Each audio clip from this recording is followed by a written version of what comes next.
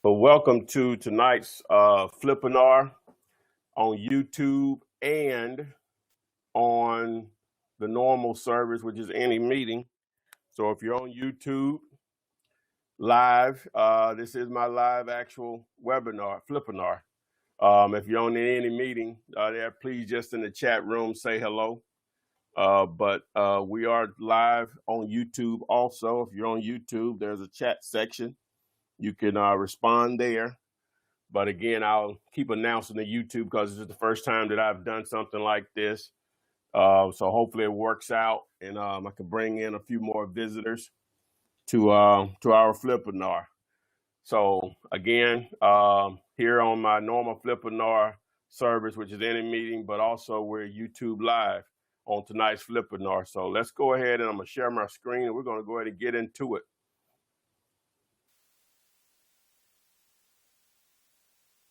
So boom. All right, tonight's Flippinar is assignments versus double closings. If you're in the chat room of the Flippinar, whether it's on YouTube Live or any meeting, just let me know that you can see the screen. So before I get started blabbing on here. But tonight's topic, assignments versus double closings.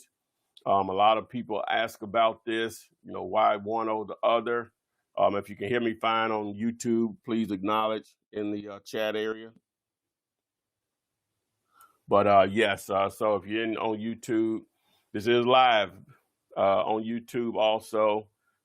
Trying something new here. I bootlegged it up where you can view my screen. So we're going to roll with it and see how this goes. But again, tonight's topic, assignments versus double closings. If you're new to my Flippinars, there's a process. I basically go through a couple of things that about me, how I got started, and so on. We'll build up to the actual topic of the night, and then we'll have a question and answering period also. But again, we're on YouTube Live and we're on the Any Meeting Flippinar platform. So assignments versus double closings. I'm going to define both. Going to get some pros and cons of both, and then go into my opinion of both. So first, before I get into that, just a little advice from an attorney. You're not going to make $10,000 a month, which most people know that, if you don't do anything. All right. So most definitely, I just had to get that out of the way. Most of you all know that, but some don't. Again, I'll give away 2 free courses tonight from the Flippinar at the end after the question and answer period. Don't let me forget. Again, this is live on YouTube. I can't see the chat room in YouTube. I have to get to those later, but keep posting your chats there. I'll get to those. I can't do it. I'll try to figure all of that out on the next go around, but I bootlegged this up. So hopefully you can see the screen well on the YouTube side of the game, but this is it. This is live on YouTube also. All right. So don't forget, obviously, if you're on YouTube, you may already be aware you subscribe to my channel. You probably have your subscriptions turned on, notifications turned on. If you don't, turn it on so you can get whenever these opportunities when I go live or when I update new information. So subscribe to the channel and turn the notifications on. I have 200 free videos there. If you've never seen me before, heard of me before tonight, I'm not tooting my own horn, but if you find someone out there with more free content on wholesaling houses or just real estate investing in general more than I do of real value, please let me know. I don't think anyone else has that out there. So, but those 200 videos will give you an opportunity to do deals with if you don't ever sign up with any of the information that I offer for sale. So don't forget to also follow me on Instagram and on Twitter. You see my handles there, flipman.net on Instagram, at the Flipman on Twitter, and then YouTube, obviously flipman.net, subscribe and turn on your notifications. You see my phone number. You can call or text me. That's my actual number. I actually picked the phone up. If you want a free copy of my one-page contract, text the word contract to 313131. That's 313131. Text the word contract. Do not text me. Text 313131. No area code. Just those 6 numbers and the word contract. Now, some people want this. They would like for me to come to their city. Just text me on it. I can give you a quote on it, on what that costs versus the online course that comes with coaching. But people ask for it, I'll deliver it. If you're interested in wholesaling commercial real estate, just like houses, low competition, virtually, you can do it virtually sitting at your laptop. It's a sea of opportunity because you can target the entire country, no cash or credit needed, just like houses. And obviously, big fat paydays, just go to flippthisbuilding.com. PrivateMoneyList.net if you need private money. This is an option for you. Also include a list of 40,000 cash buyers. Go to the site, submit your phone number, and the next page, Keith Yackey, who offers the service, will go in detail on how great it is. All right, let's get into it. I did the house cleaning. My goal here tonight, whether you know anything about real estate or you're doing deals, my goal tonight here is to introduce you to wholesaling houses, which is a form of real estate which allows you to do deals without using your cash or credit. It is just as it says, without using your cash or credit to do the actual deal to get paid. What is wholesaling? Well, my actual definition, which I need to put that up on the screen one day. I'll probably have it up there next week. But what is wholesaling? Well, my definition, I guess you say layman's term or street term, is wholesaling is an opportunity where you identify a piece of real estate, and we're using houses as the example, and you speaking directly with the seller, maybe a real estate agent, but we're just going to say you're dealing with the private owner themselves, the owner, the seller, and you negotiate a price where the seller offers you the property at a discount, a significant discount that will be attractive to a cash buyer. What happens is that you negotiate the deal with the seller, you all enter into a purchase and sales agreement, a contract.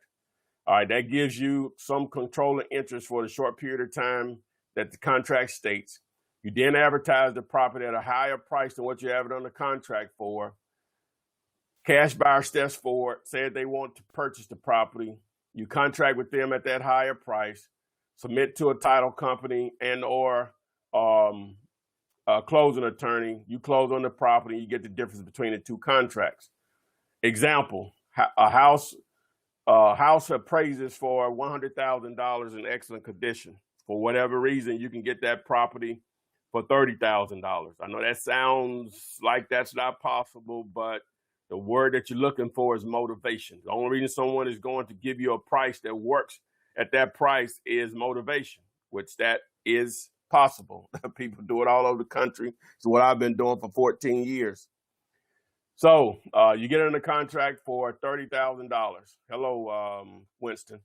You get in a contract for $30,000. All right. And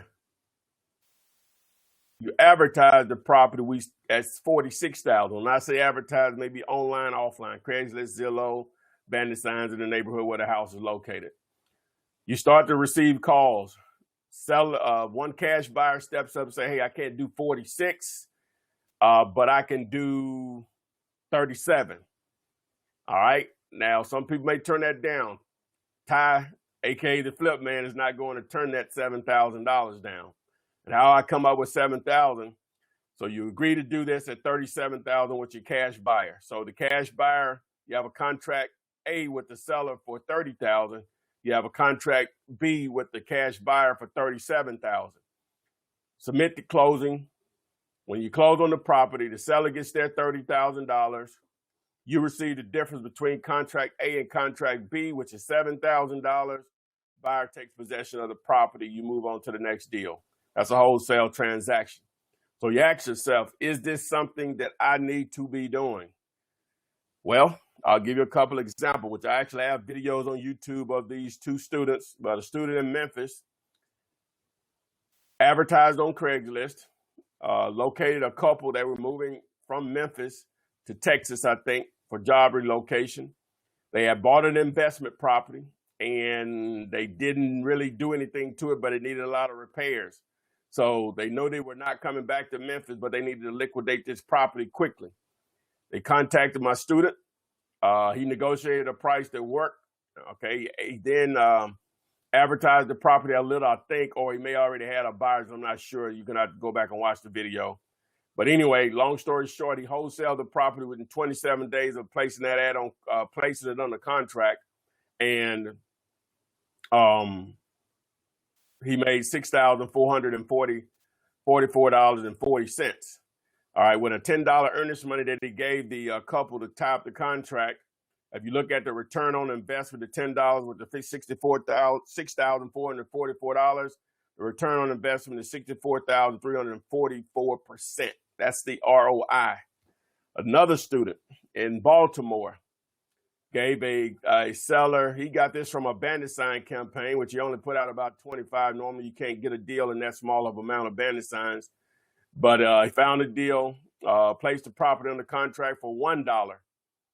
Okay, he bought a partner in and split $32,000, but the total transaction, if you do return on investment, the ROI was $3,199,900%.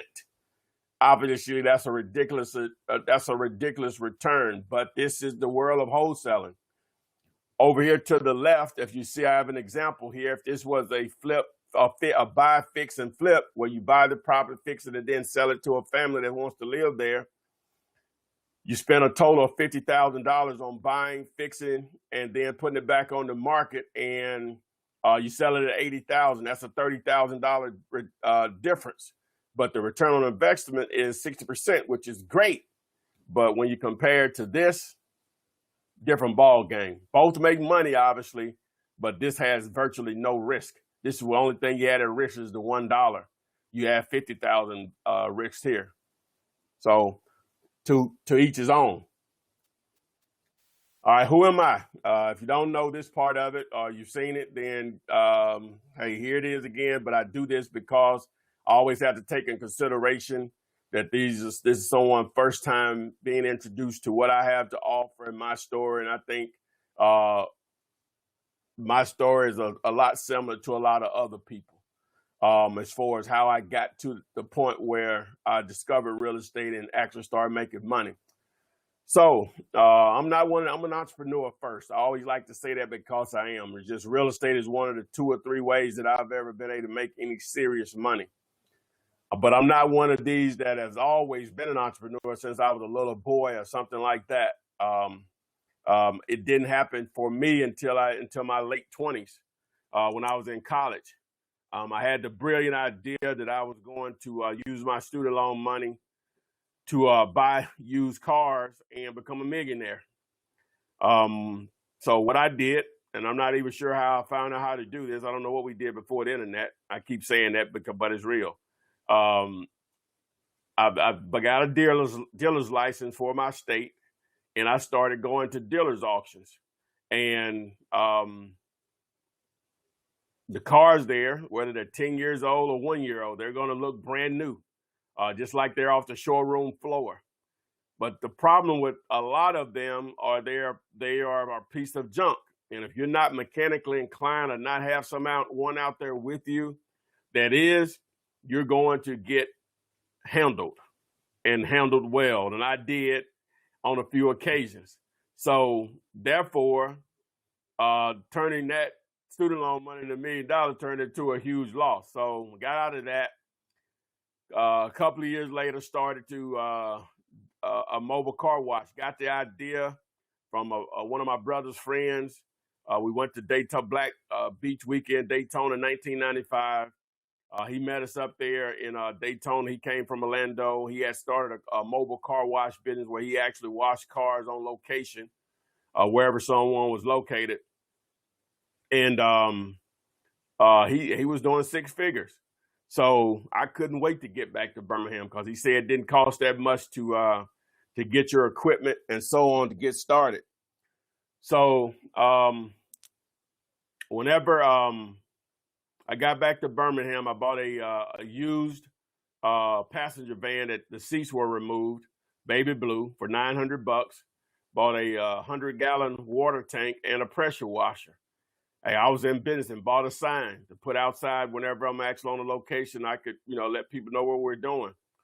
So I was going to beauty shops, barber shops, places of employment of people that I knew, and I was in business. So that summer did pretty well. With a cousin and a friend of ours, or a childhood friend of ours. One problem, we don't have terrible winters here, but in 40-degree weather and cold water don't mix. So I knew I couldn't do that because within most businesses, you just can't do them seasonal. You have to do them 24, 365 in order to be have any significance of making a living from it. So from there, just was always thinking about ideas and stuff that I thought I could make money, invent stuff or services to provide multi-level marketing, which is where I spent most of my money. But I'm not a salesperson. I know it may seem like it, but I'm actually an introvert. I just do what it takes because I like eating. But long story short, on the MLM or the network marketing is the last thing that I was in before I discovered real estate was prepaid legal, which I think is called Legal Shield now. And one of my friends and his now wife were going to school to become real estate agents.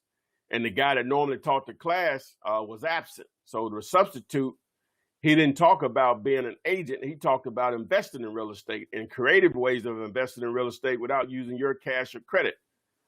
So my friend told me some of the things that the guy was talking about, and that was in October of 2002. I didn't act on it at that time. A couple of months later, I was at my mom's crib for Christmas, a couple of days after Christmas. As a matter of fact, December 27th, 2002. And I was up early waiting on her to prepare breakfast. And I was watching TV, and I saw one of Carlton Sheets' No Money Down infomercials.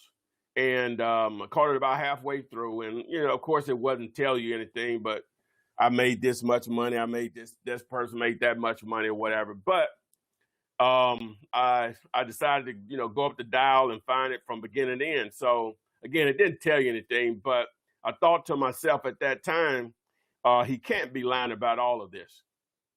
So I waited till I got back to Birmingham. My mom didn't have internet back then. Wait till I got back to Birmingham, and I did a search on this entrepreneur message board I used to frequent, and I asked the question, does Carlton Sheets program really work? Only one person replied, and he was like, yes, it does, but Ron LeGrand's course is better. So I did a search for Ron. I found his site, and at that time, he was selling his course packages for $1,500. All right, a lot of money. Couldn't afford it at that time. I made okay money, but it still wasn't in my budget. And so they had a condensed version of the course for $69.99 with $80 for shipping. I ordered that, and I got that, and all it was a teaser to let you know, hey, this is something I could possibly do. So I made up in my mind if I had to get a second job, I was going to save that $1,500 to get the course. A couple of days later, I thought about eBay, and I did a search for Ron's name, and bam, that was the course that I wanted. So I bid it on it, lost the auction, and the guy that was running the auction at the time, he emailed me. You could do that with eBay back then, and asked me did I want a copy of the courses, a bootleg copy, basically.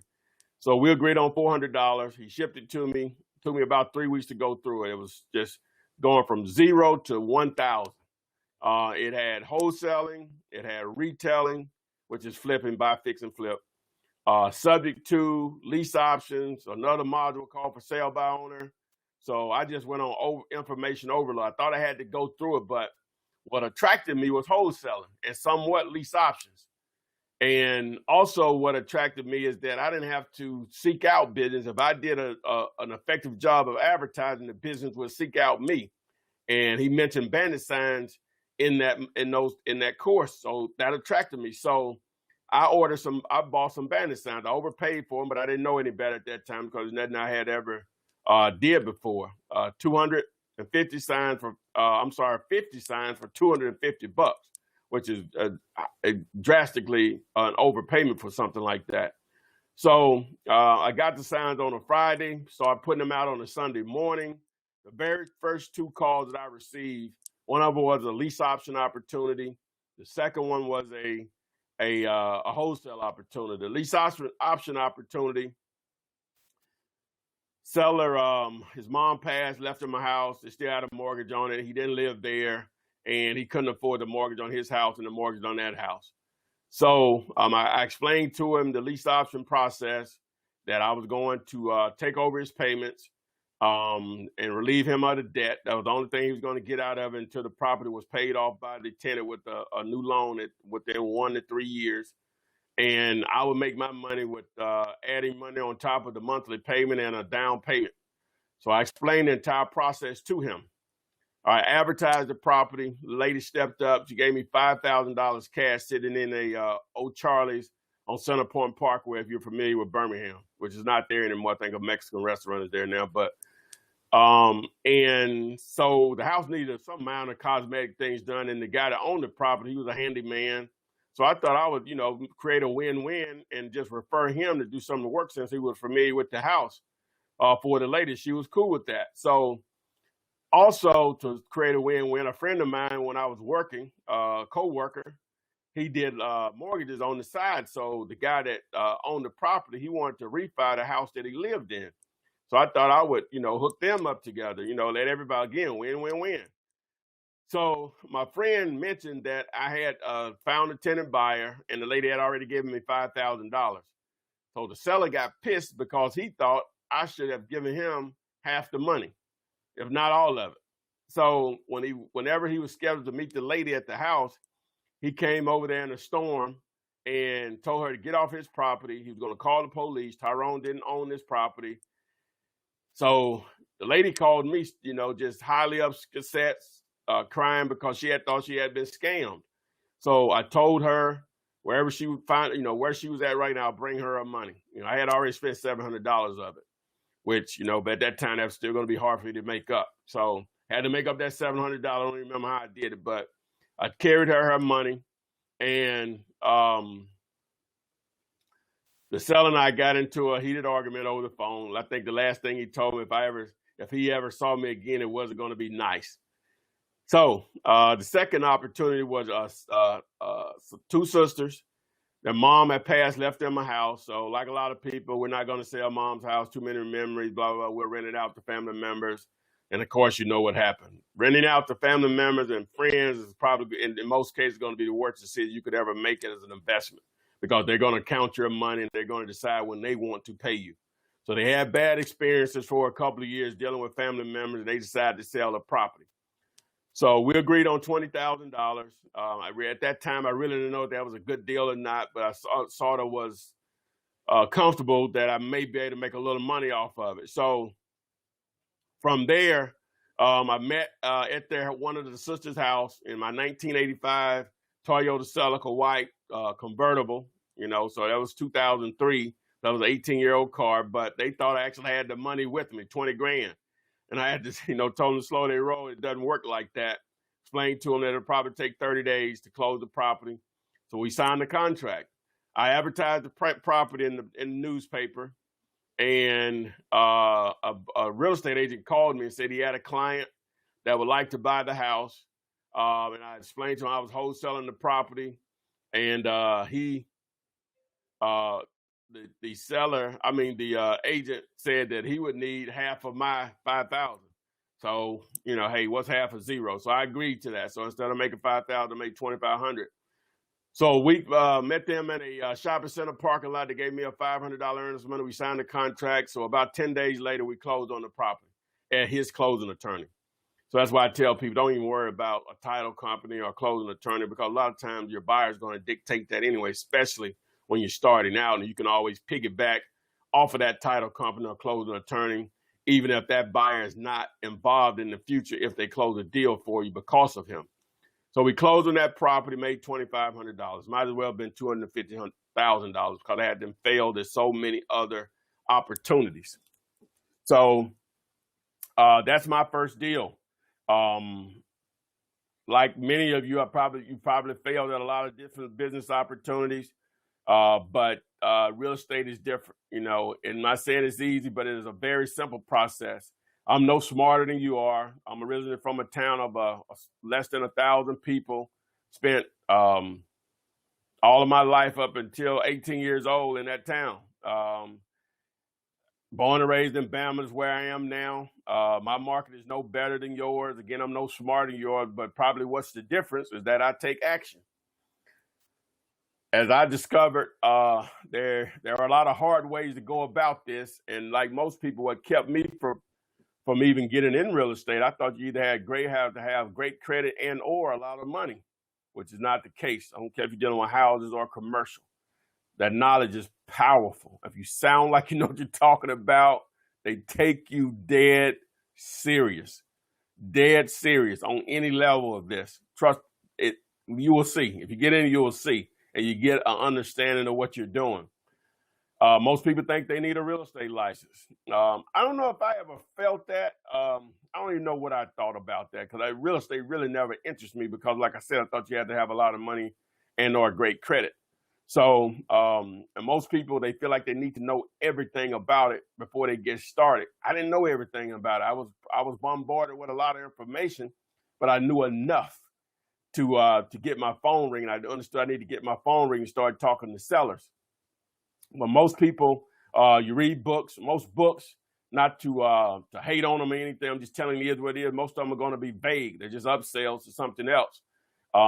It's obviously, if you know of a great book out there, you can recommend it to others. I'm not a reader myself, why you never see really any of my material in that format. You know, I'm video, audio. You know, if you tell me how to do something, I can do it. But everybody retains information differently. Most people, you're working a job that you may not like. I personally didn't. It wasn't a situation that I didn't like my job. I just wanted more. College, business classes. That's me. I have I majored in history and I minored in business administration, and how that basically went. I thought I wanted to be a finance major. It was, but I was kidding myself. I don't know if I wasn't smart enough or wasn't motivated enough. Probably was a combination of both. But I had taken so many business classes trying to pursue that, and I went to see my counselor, my academic counselor one day, and all of my minors, what do they call it when you taking classes that are not related to what you're taking? But anyway, whatever those are called, most of those are in history were for me, and so so she told me, hey, if you pursue a history degree, you can be finished in a year and a half, but if you continue on this path of a finance degree, it may take you another 4 years. So I say, hey, so what I need to do, sign me up. But I had already taken enough classes to get a business mind. I just told that story. I never told that one before. But so anyway, I've been to seminars like many of you have and gone. I get at least 2 or 3 of those calls of people either have went through seminars, you know, some of the what I call teasers, where they give you a little free information and upsell you to the 3-day course for $200. Then they want to hit you with the $49.95, then the $15,000, then the $50,000, you know, so on. But you know, not hating on them again. You know, it is what it is. You know, you can vouch for what I'm saying. So a lot of times, even if you went through a course and you thought it was good, a lot of times people are just on information overload. But even with that, I'm a huge believer in just actually just moving forward and taking a step forward. You know, so. So the main thing, and you'll hear me say it over and over again, is action. Is action, action, action. So again, the 2 free courses at the end of the question and answer period.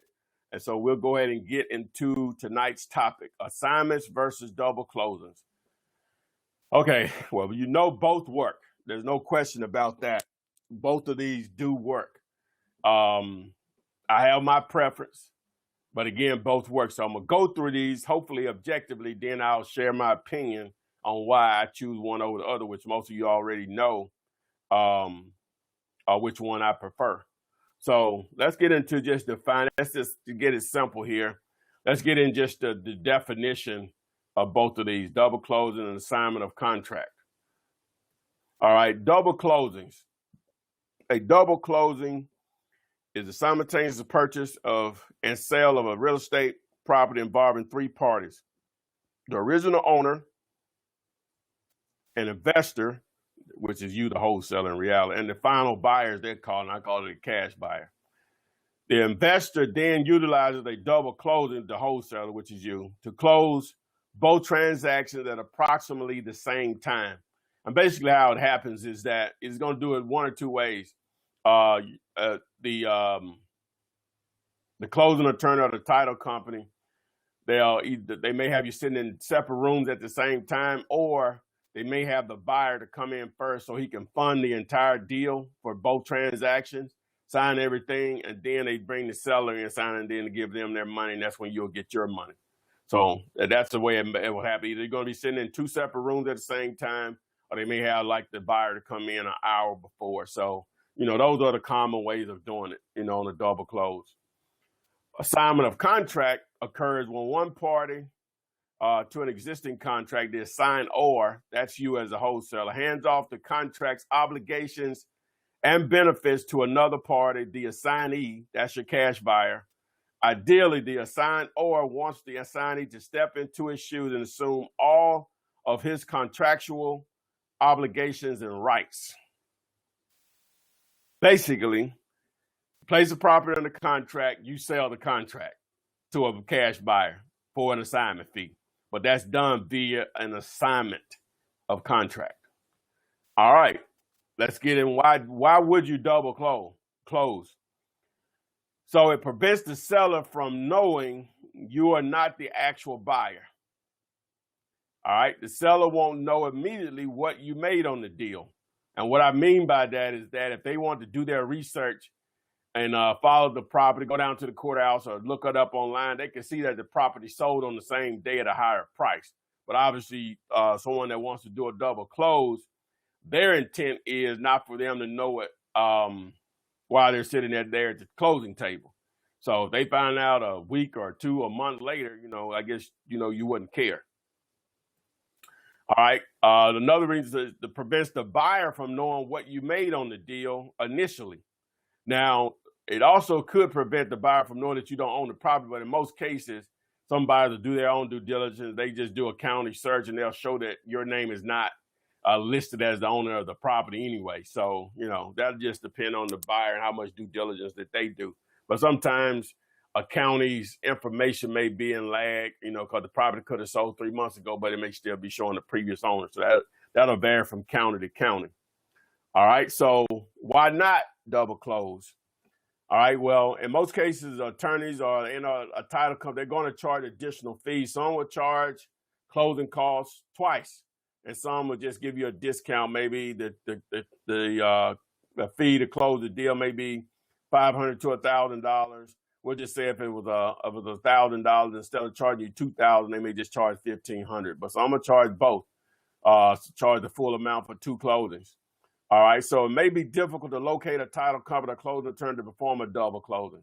So that'll vary. Now that is a situation where if you're going to use a title company, if you're going to double close, you're going to have someone already lined up to handle that for you, more so than piggybacking off the back of the buyer's relationship with a title company and or a closing attorney. And simply not necessary, which I'll get into that in a moment once I go to the final stage of this. So why sign contracts? No additional fees.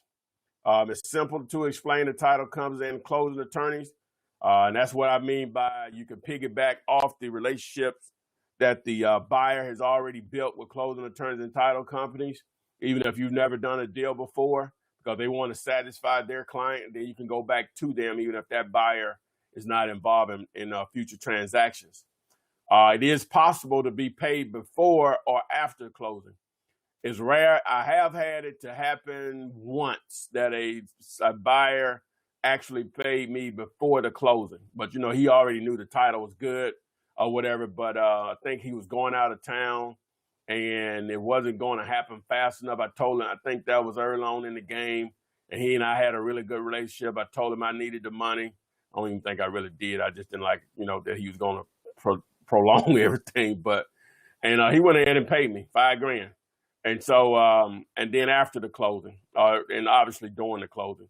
So I got a situation. As a matter of fact, a buyer just texted me on a property that something I don't rarely fool with is short sales, and that's why I do not fool with them. I'll go through this little story right quick.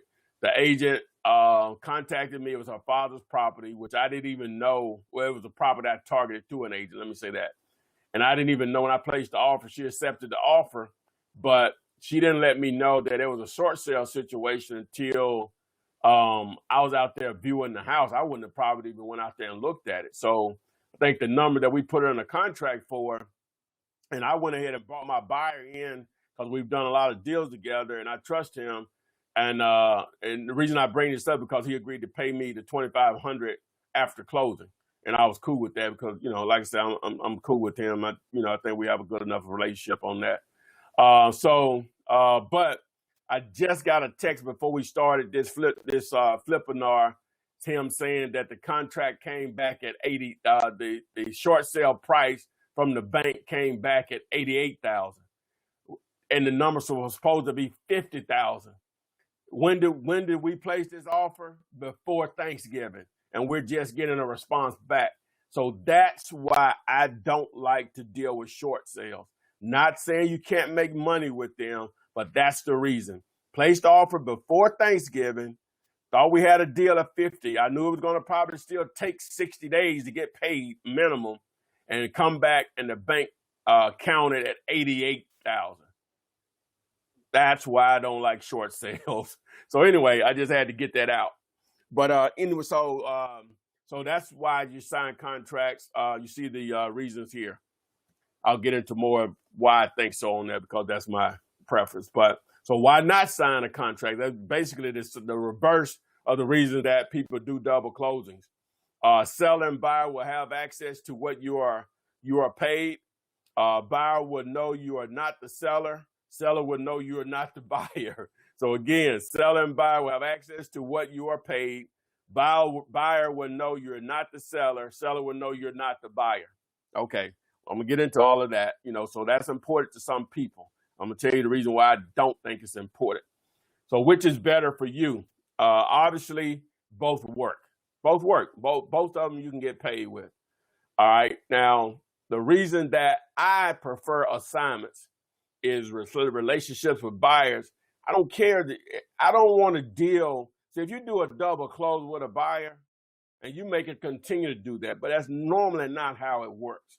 Normally, now again, a lot of ways to do this stuff, but you want relationships with buyers. They know you're not doing this for free. Once you agree on a price and they're fine with that and they know what they're going to make off of it, it doesn't matter if I had that same example that I had before. Instead of on the contract for $30,000, I had it on the contract for $1. If he was happy at what was the number? 37,000. If I walked away with 37,000, that shouldn't matter. If I have a buyer that cares how much I make, I don't want to deal with them. There's too many other buyers out there. We're all in it to make money. It'd be no different if a wholesaler or if I was in the same situation. They can make more than me. I don't care. Once I know I'm making, that's it. I know everybody don't think like that. But again, I can choose who I want to deal with. I'm not under the mercy to deal with either seller or a buyer. Either do it my way or no way.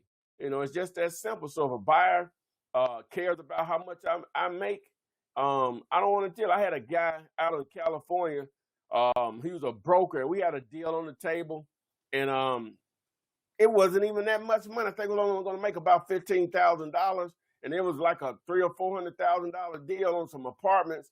And they pulled out a deal because they didn't want me to make that. They thought I should only make like $2,500. I'm like, oh no! I said, oh no. He said, I said that shouldn't matter, man. I just couldn't. I'm just not going to deal with people like that. Because I don't think like that. again, there's just too many opportunities out there. You're not forced into being. That's why when I know people are nervous when they talk to sellers or buyers. I was talking to a student today. I was like, either they do it your way or the highway. You know, that's where your confidence comes in. Either they're going to do it your way, especially on the seller side. You'll give and take with buyers a little bit because the one all the gold do make a lot of the decisions. But with sellers, either they're going to do it my way. Hey, I'm on to the next person. Sellers don't care. When you're at closing, everybody's getting what they agreed they were going to get. Out of all the deals I've done, I've had one seller to clown, and she still did the deal. And she really didn't have a reason to clown. Well, because it was took 6 months to do the deal. Long story short, I had a partner involved in it. He was basically giving her money to pacify her over that time, but it was being deducted from the amount that she was going to make on the deal. So long story short, when we got to closing, she clowned because we were going to make more money than she was going to make. But that was her because my friend had been giving her money the whole time, you know, because I brought him into the deal. He's the one dealing with her. So anyway, but in most cases, I'm going to say 99.9% of sellers do not care. In most cases, they don't even know what's going on. You know, it's that because it's not their concern on, if you never looked at a HUD-1 statement, the assignment fee is on the buyer side of the HUD. Some people do 2 HUD where they have a seller HUD, but I don't even get into that, man. It ain't that deep. It's happy day on closing day. Everybody's happy. Seller's happy. The closing attorney's happy. The title company. The buyer's happy. And I know I'm happy. It's no big deal. So obviously, you see this is my preference is assignments because double closings, the only time I've done a double close, it was by mistake. The title company thought that's what I wanted. Like, no, man. And they were going to charge double. And they was like, no, we'll wait. Because I was doing too much business with them. You know, so they know, you know what I'm saying? I can take this business somewhere else or whatever. But they thought I wanted to do a double close for them. We had never did a double close before. So anyway, but long story short, so obviously that's my preference. We'll get into question and answer on it. So hopefully I explained the difference in the two. I tried to be objective leading up to why I prefer assignments over double closings. So I try to get the pros and cons on both. So so let's get into some numbers. You're here to understand what type of money can be made here, whether you have a job or not, whether you hate your job or you love your job. You know, you're obviously here because you want more income. So this just boiled down to numbers for me. 3 to 5 deals per month are normally going to handle most people's financial situation and change it drastically. All right. In order to accomplish that, and these are just true numbers, you want them to do 3 to 5 deals per month. You need to be talking to 3 to 5 sellers per day. You want to do 7 to 10 deals per month. You need to be talking to 7 to 10 sellers per day in some form or fashion, whether that's online, offline, direct mail, bandit signs, free, paid marketing. It doesn't matter. You need to just come to that numbers in order to be doing those type of that many deals per month. All right. So you are a marketer, even though your title is a wholesaler / real estate investor. In reality, you are a marketer, in my opinion. So let's just do some simple numbers here. So one deal per month, $5,000 to $7,000 per month. $5,000 to $7,000 per deal. That's 12 deals per year, 60 to 84,000 per year. 2 deals per month. That's 5,000 to 7,000 average per deal, 24 in a year. So that's 120 to 168,000 per year. 5 deals per month, so that's $5,000 to $7,000 per deal. 60 deals in a year, $300,000 to $420,000 a year. As I always say, now they know your name at the bank. Hello, Mrs. Taylor. How are you today? I'm doing fine. How are you doing, Janice? Don't let me forget about the 2 free courses. Remember, 200 free videos on YouTube, YouTube Live. I'm happy if you're already here. We are live. It's in 45 minutes in on this baby. And obviously, you can access that through my YouTube channel. Make sure you subscribe, turn on the notifications. So when I go live in the future or upload new material, new information, you will get a notification on your smartphone and or email. If you want a copy of my one-page contract, simply text the word contract to 313131. That's 313131. Do not text me. Text contract to that number. No area code, just those 6 numbers, 313131. Remember, follow me on Instagram, flipman.net, at the Flipman, on Twitter. Also, subscribe to my channel. Again, flipman.net is where you get my courses and coaching. If you need proof of funds, you're dealing with real estate agents, whether it's on commercial or residential, you need proof of funds, go to Real POF, submit your phone number. The next page, Keith Yackey will explain the service which I use on a daily basis to target high 6-figure and 7-figure properties. Need a private money list? Go to privatemoneylist.net. You can submit your number there, the same thing. Keith Yackey will explain the service and what its benefits are. So let's get back to, we're going to get into the question and answer period here. Want to get it here.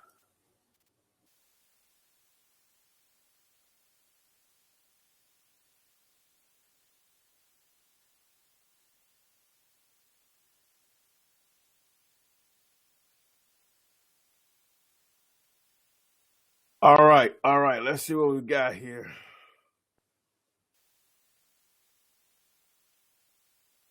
Wait a minute.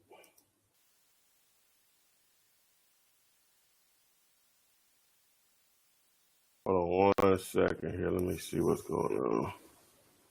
Clear that. Give me 1 second, guys. I'm trying to get it up here. Okay, there we go. Oh, why is that screen up there?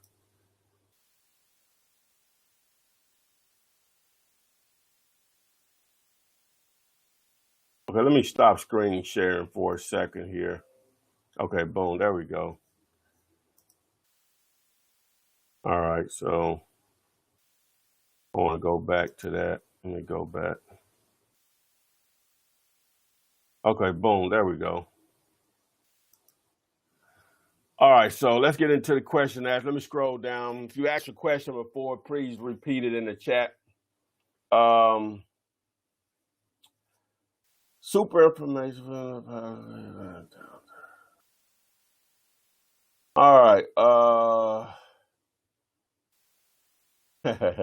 I know. I'm trying to do a couple of things here. I'm trying to record live on YouTube and do the Flippinar at the same time.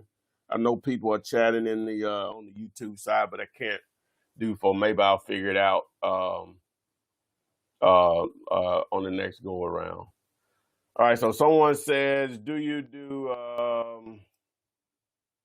assignments with banks? And the answer is no. Banks don't allow you to do assignments on their properties. It doesn't work that way. Matter of fact, they'll have a verbiage in the contract to specifically prevent you from doing assignment of contract. So to answer your question, no. So again, if you've asked a question earlier, please just ask it again, because the feed is the chat, it goes down. So how many direct mailers should be sent out every week or month? The easy answer is what you can afford. Normally the way that I train my students is to buy a list of about 500, 400 to 500. And the process that I teach them to go through is to do due diligence on the properties to see if it has enough equity, and then you mail out. But the form of mailing and the way they mail it is more expensive. I'm actually testing something even a little bit more direct than that, but I'll bring that up possibly once I get some results. But to answer your question, what you can afford on a weekly basis based on the postage and what it costs you to set up. What is the general cost of a double closing? Again, you'll have your normal closing cost, which it'll vary from market to market. Um, Here, I can get a deal closed between 1,000 and 1,200, but the double close, so that'll be 2,000 to 2,400. But again, they may give you a break because it's not that much difficult for them to do it. But some will charge you the full price for both. So, but in most cases, your buyer is going to pay for one of them. In most cases, everything is negotiable, but you may have to pay for one of the side of the fees. But again, everything is negotiable. All right, someone says, what is the name of all the paperwork we need to close or to get going? But really, you only just need a contract, a purchase and sales agreement. Now, I take another step, and when I have the seller's contract and the buyer's contract, I will do what I call a closing detail sheet. But other than that, that's it. You submit to the title company and/or closing attorney. Someone says, should I be concerned when I still haven't received a call from a seller? I've put out 25 bandit signs. Well, no, you shouldn't. Number one, you want to find out how many of those signs are still up. And in the scheme of things, 25 bandit signs are not a lot. Once you get above 50 in one general area, you should start to receive some calls if you've done an effective job of putting the signs out. There is a method to the madness on doing that, but 25 is not a lot.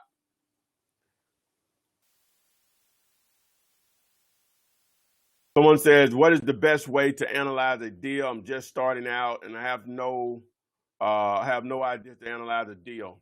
Well, the first thing you have to figure out what the house will appraise for in actual condition. And I have a few videos on my channel, YouTube channel, that go into that. You can do a search on YouTube, calculating ARV. That's A as in A for after, R for repair, V for value. Calculating ARV in 60 seconds. All right, it says, what is the, see what we got here. All right, more questions. I wish I could read the questions in the YouTube deal, but I can't at this point. I'm not sure how many people are live, but we'll get to it. All right. Someone said, what did your Baltimore student write on the bandit signs? He had great success. Before I answer that, remember, you can follow me on Instagram, flipman.net, on Twitter, TheFlipMan, and obviously subscribe to YouTube or turn on your notifications. He just had on there, we buy houses and a phone number. That's it. You don't have that much room to put on the sign. The more you put on the sign, the less visible it becomes. Remember, people are driving in traffic. They're not looking for your message. So the larger your message, which means a fewer words, the more visible it's going to be. So we buy houses, phone number. I buy houses, phone number. That's it. What has been your favorite way to find leads? Bandit signs by far, because you can take advantage of, huge amounts of traffic. Everybody has a cell phone. Nothing works better than those, in my opinion. I've done billboards, TV, radio, internet, obviously, social media, direct mail. Nothing works better than bandit signs. They're the cheapest, but the most effective.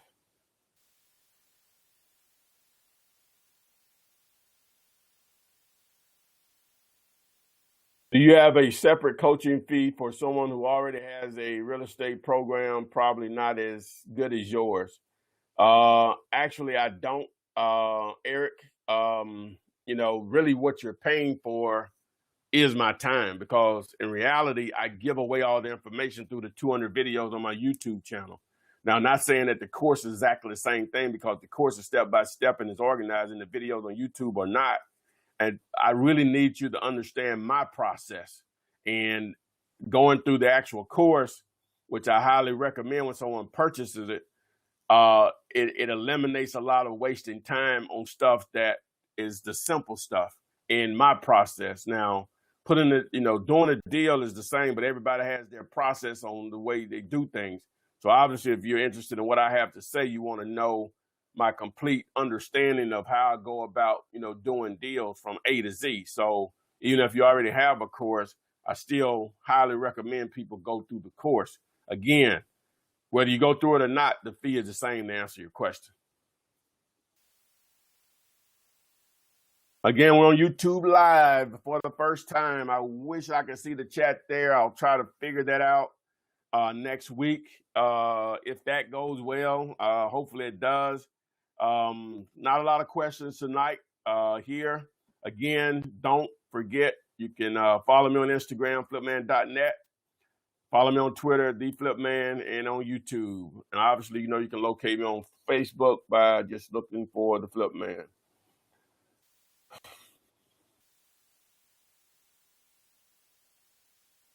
When we get a commercial property investor, when do you want to talk with them? Do we have to screen them? I assume if you're talking about some of the properties that I have, you send them. If I have a property that I'm promoting for its commercial, I'm going to give you access to the information to send to them. And they may come back to you with some general questions that you can relay to me, and I'll let you know. We'll know when it's time for me to talk to them. And I'll let you know when it's time for me to talk to them. And they'll probably let you know when they want to bypass you and come to me.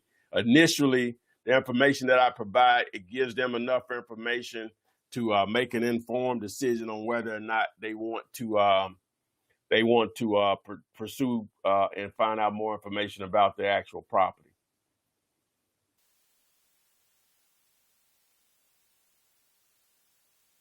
All right. So I don't know if we have more questions.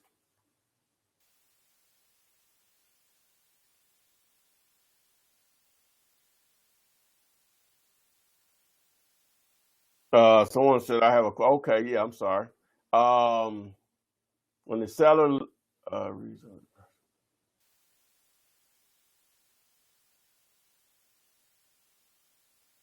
right, when the seller let me go back. When the seller reads over the purchase and sales agreement, they ask what and/or signs means. What's the best way to respond so that they won't be alarmed since you're not the actual buyer at the end of the day? If they ask what that actually means, and you really don't have to have that in the contract, it's in mine, but it doesn't have to be because all contracts are assignable unless it states that it's not assignable. But to answer your question, you explain it to them. If it's a situation, you don't want to eliminate the opportunity if someone that that wants to basically buy the property from you before you even move forward on it. You don't want to eliminate that opportunity because they may make you an offer you can't refuse. Just straight up, and that's the truth, and that's basically what's going to happen anyway.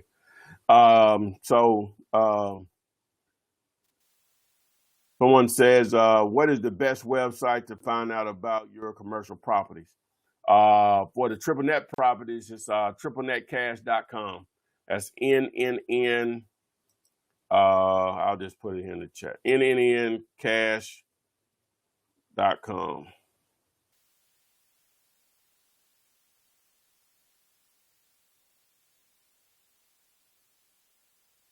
How do you know which properties to avoid if you're doing a wholesale deal, I guess, even if the price is low? There's some factors, and some of it's going to be perception in your market that I couldn't actually tell you. Even if I was training you, you would have to give me more insight on that, and I can advise you from there. But again, welcome YouTube Live people. If you're just finding me here, I'm glad you're here tonight. But to answer that question is, how do you know which properties to avoid if you do? There are several factors. A lot of times properties can be really cheap. Matter of fact, I have a student in Huntsville, but she found a property here and we placed it under contract. And I told her it was going to be rough probably to find a buyer for it. Only asking $8K for it. We got under contract for $8K and it has a renter. So it would be better if it didn't have a renter. It's in the hood. It's in a rougher part of town, but It's only like 2 blocks from the first deal I ever did, that $2,500 deal that I explained earlier. And but the problem is when they have a renter in it already, if it's not Section 8, a lot of buyers are not going to be interested in that because you can't trust that what the seller tells you as far as the history of that renter paying. And so when you purchase the property, now you got to get them out of there. So that's one reason. Or the price of a property may be low, but when you roll up on that block, every other house is vacant. Yeah, that's the reason why it's low. I had a lady call me from Atlanta on the property that she had here, and the whole block is probably 30 houses on the street, and 10 of them people live in, the other 20 are vacant. And she wondered why she can't sell the property. Then she's trying to sell it for, well, even if she wanted to give it away for $500, I don't know if I can make any money off of, well, maybe 500, but she wanted, I think she wanted like $8,000 for it. I told her I couldn't even make her an offer. I was being literally, I didn't want to make her an offer. That's how bad that street looked. But she was like, well, somebody lives next door. Yeah, but the other 5 houses on the other side of it, no one does live in it, So anyway, so those factors like that, because whenever a potential buyer rolls up to a property, you have to always envision what are they going to see. They're going to see the same thing you're seeing. If you roll up on that block there where there's 30 houses on that block and 10 of them only occupied, that's the same thing your investor's going to see. Who wants to invest there? So the price could be low, but it just doesn't match up, not for what you're doing. You know what I'm saying? But each market is different, because sometimes an area may be coming back and you just may be fortunate to get a property in an area like that. So some of it just flat out trial and error. Get a property in the contract, you advertise it correctly, and you see how your market responds to it. That's real. I don't try to blow any smoke up anyone's. You know what?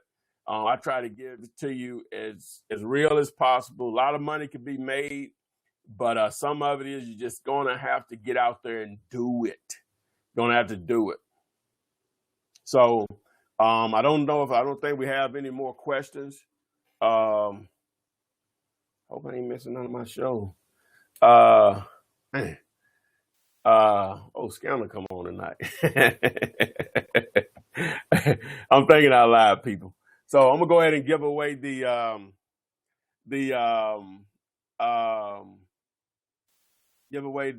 free courses. How do you make a buyer's list? Someone asked that question. You let your deals make your buyer's list. Advertise your property. If it's a great deal, buyers will contact you. You can only sell it to one person. You may have 10 people to contact you about a property. Those other 9, you'll collect their information for future deals.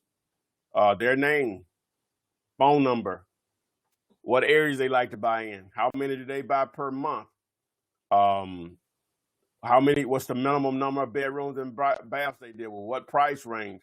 That's how you build your buyer's list. That's your great deals, build your buyer's list for you. Someone says, where do you place bandit signs? I got videos on those, but generally speaking, visibility and as many eyeballs as possible is the key. But if you're just starting out, the easy thing to do is just to identify what bandit signs already exist in your market, and you go in those same areas. Ideally, most people won't say, well, there's a lot of competition, but trust me, bandit signs are not new. If you go into areas where they don't exist, in a lot of cases, which you can test always, but in most cases, you're going to be wasting your time and money. You put them up one day, they're down the next. That doesn't do you any good. How do I get started with direct mailers? Well, direct mail, you start with buying a list, normally an absentee list from either a list source or a list of data. And you can go about it with postcards, yellow letters, or the way that I do it. But I have several videos on my YouTube channel that go into that entire process. Matter of fact, I even have a Flippinar, not within the last couple of months, that go through even how to purchase a list from Melissa Data and list source. I'm not sure what you mean. Can you sell the home to a wholesaler? Yeah, that's the purpose of why we're here, McGee. That's what you're doing. But what we got here? What do you say to a buyer if he asks why you're selling the house? Well, if you what you ask a buyer, that's what you do. You buy cheap, sell cheap. That's what you do. And it is good to try to sell homes you buy on Craigslist. Yeah, Craigslist is a great place to advertise properties. It's a great place. It's free in most cases. So yeah, it's a great place to do that with.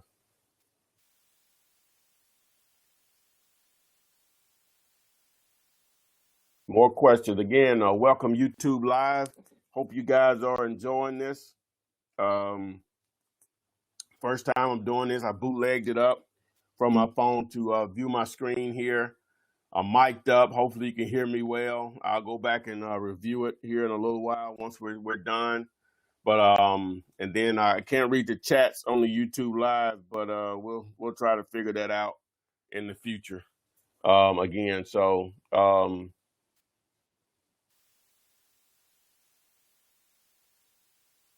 but what if the buyer can find the seller online themselves? Does that mess you up? Well, I'm not sure what you mean. You mean like what name is on the property? I'm not sure what you mean. Well, yeah, if they're doing their due diligence, they're going to find that out. But you can let the buyer know that you're wholesaling it. Hey, they don't want to deal with you. Fine, you move on to the next person. Trust me. But if it's a great deal, they're not going to care. They're not going to care. They're going to be begging you not to show it to anyone else. That's why it's so important to have great deals. You make it a no-brainer for them. They'll be begging you. But if it's not a great deal, the market going to tell you.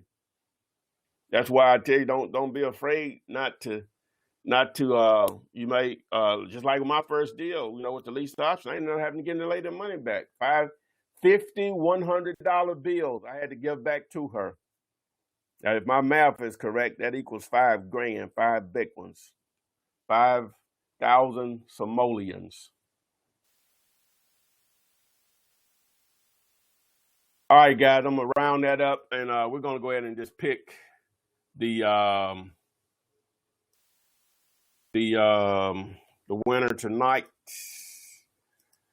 So let me stop the screen sharing. Boom. All right, and how many do we have here? Okay, I had a few. All right, so don't have my little search working. Let me see. So, um, I guess on the YouTube side of the game, I'm gonna let you guys go. Really appreciate you all um, showing up tonight. Again, I'll try to do it next week. Maybe I picked up a few people, but again, thanks for showing up, and we'll see you on the flip side, on the YouTube side now. All right, so let's pick the winners. Let me see here.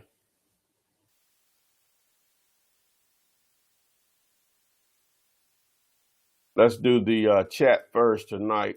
All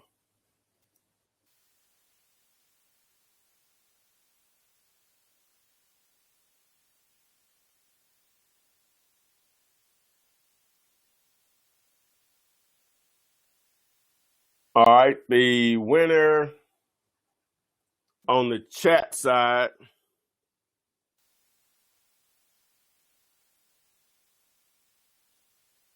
first initial in your name is S. Last name is Howard. So S. Howard, if you will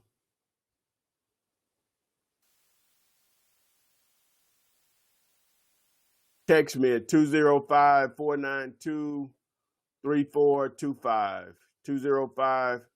205-492-3425. 205-492-3425. Text me. All right. On the phone number side,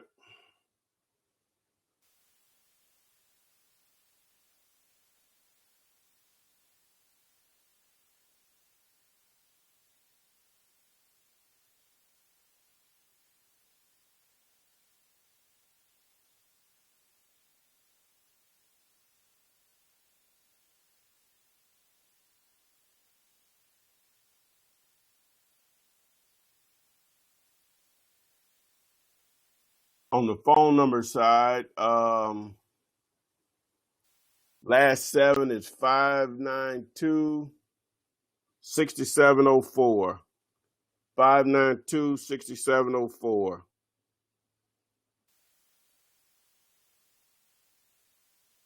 So text me at 205-492-3425. 205-492-3425. Again, I appreciate everyone coming out tonight. Be back next week. Tell a friend, family member. Don't forget, follow me on Instagram and YouTube, Facebook, Twitter, and I'll see you on the flip side. Thanks.